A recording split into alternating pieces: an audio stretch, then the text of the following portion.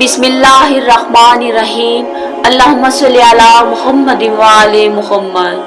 हज़रत मोहम्मद सल्लल्लाहु अलैहि वसल्लम की विलादत मुबारक से कब्ल अहले अरब मुकम्मल तौर पर तहजीबी, इखलाकी और मुआशरती बुराइयों का शिकार थे। हत्ता कि अगर उनके यहाँ लड़की पैदा हो जाती तो ये उसको बुरा तस्वुर करते और उसको जिंदा दफन कर देते थे। मोहतरम नाजरीन, इस गलीज मुआशरे की एक अलमनाक दास्तान बयान करने से पहले आपसे इल्तिमास है कि हमारे सागा क्लब इस्लामिक चैनल को जरूर सब्सक्राइब करें और बेल का बटन दबाएं ताकि नायाब इस्लामी मौज़ूआत पर मुस्तनद हवालाजात के साथ ऐसी बेहतरीन वीडियोस आप तक बाकायदगी से पहुंचती रहे। गुफ्तगू का आगाज करते हैं। वज़ीन रवायत करते हैं कि एक आदमी रसूल अल्लाह के पास आया और कहने लगा, ऐ अल्लाह के रसूल, मैं मुसलमान तो हो चुका, लेकिन एक बात का हर वक्त डर लगा रहता है। मैंने एक गुनाह ऐसा किया है कि आपका अल्लाह मुझे कभी माफ नहीं करेगा। आपने फरमाया, ऐ शख्स, बता तूने कैसा गुनाह किया है? तो उसने कहा, या रसूल अल्लाह, मैं अपने कबीले का सरबराह हूँ। हमारे यहाँ बेटियों की पैदाइश पर उन्हें जिंदा दफन किया जाता है। मैंने 70 घरों की बेटियों को जिंदा दफन किया है। आपका रब मुझे किसी सूरत माफ नहीं करेगा। उसी वक्त हजरत जिब्रील अमीन ने हाजिर होकर अर्ज की, या मोहम्मद, अल्लाह आपको सलाम कहता है और फरमाता है कि इसे कहे, अब तक जो हो गया वो हो गया, आज के बाद ऐसा गुनाह कभी ना करना, हमने माफ कर दिया। आपकी जुबान मुबारक से ये बात सुनकर वो आदमी रोने लगा। आपने दरियाफ्त फरमाया, अब तुझे क्या हुआ है, क्यों रोते हो? वो आदमी रोते हुए कहने लगा, या रसूल अल्लाह, मेरा एक गुनाह और भी है जिसे आपका रब कभी माफ नहीं करेगा। आपने फरमाया, बताओ वो कैसा गुनाह है जो मेरा रब माफ नहीं करेगा।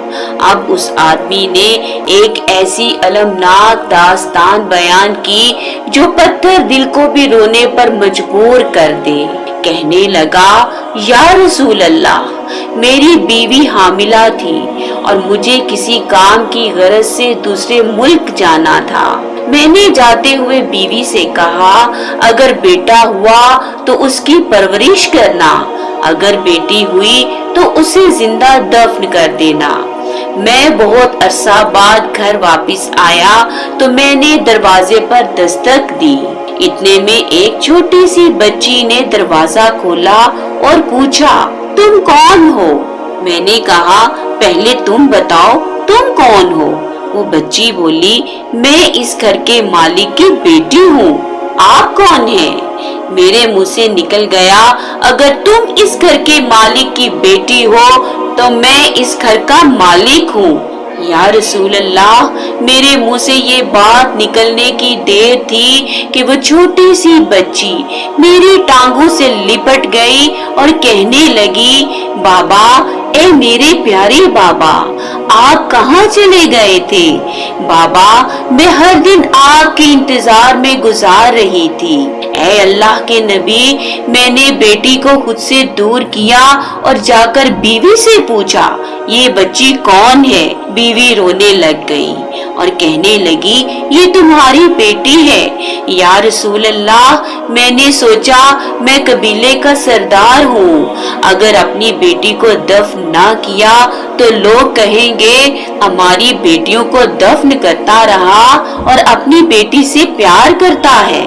या रसूल अल्लाह, वो बच्ची बहुत खूबसूरत और बहुत मासूम थी। मेरा दिल कर रहा था कि उसे सीने से लगा लूं।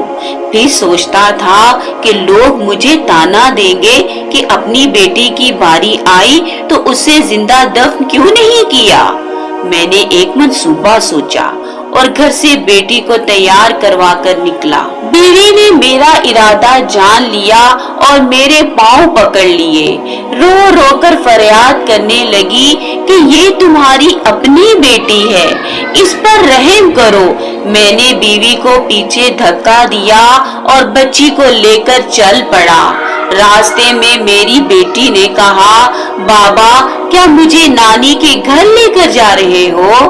बाबा क्या मुझे खिलौने लेकर देने जा रहे हो? बाबा हम कहाँ जा रहे हैं? या रसूल अल्लाह, मैं बच्ची के सवालों का जवाब ही नहीं दे रहा था।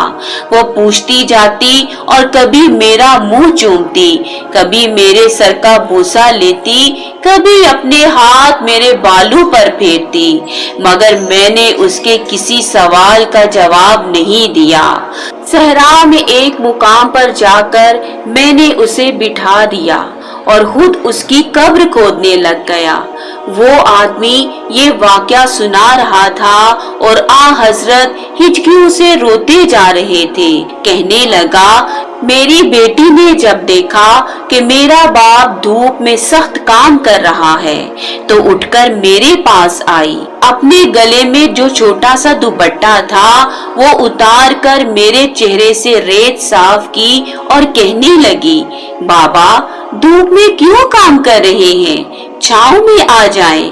बाबा ये क्यों खोद रहे हैं? बाबा गर्मी है, छांव में आ जाएं। और साथ साथ मेरा पसीना और मट्टी साफ करती जाती थी, लेकिन मुझे तरस ना आया। आखिर जब कब्र खोद ली तो मेरी बेटी पास आई। मैंने धक्का दे दिया, वो कब्र में गिर गई। मैं अपनी ही जिंदा बेटी पर रेत डालने लग गया। बच्ची रोते हुए अपने छोटे छोटे हाथ मेरे सामने जोड़कर कहने लगी, बाबा मैं खिलौने नहीं लेती, मैं नानी के घर भी नहीं जाती।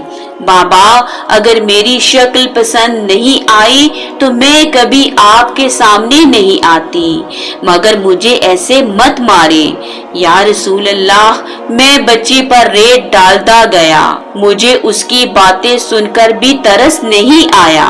जब वो सारी रेत में धंस गई और उसका सिर्फ चेहरा बाकी रह गया तो अब उस मासूम ने मेरी तरफ से तवज्जो खत्म की और बोली, ऐ मेरे मालिक, मैंने सुना है तेरा एक नबी आएगा जो बेटियों को इज्जत देगा, जो बेटियों की जानें बचाएगा। ऐ अल्लाह वो नबी भेज दे, बेटियां मर रही हैं। आखिर मैंने सारा गड़ा रेत से भर दिया, बेटी को दफन किया और घर वापस आ गया। जब वो अपनी बेटी के कत्ल का वाकया सुना रहा था तो रसूल अल्लाह की ये हालत थी कि आग की रेशे मुबारक आंसुओं से गीली हो गई। आपने उससे फरमाया, जरा फिर से अपनी बेटी का वाकया सुनाओ। उस बेटी का वाकया जो मुझ मोहम्मद के इंतजार में दुनिया से चली गई। आपने 3 बार ये वाकया सुना और इतना रोए कि आपका जिस्म अतहर कांपने लगा। इतने में हजरत जिब्राईल अलैहिस्सलाम हाजिर हुए और फरमाया, या मोहम्मद, अल्लाह आपको सलाम कहता है और फरमाता है कि ए महबूब, उसे बता दे कि हमने उसका ये गुनाह भी माफ कर दिया है।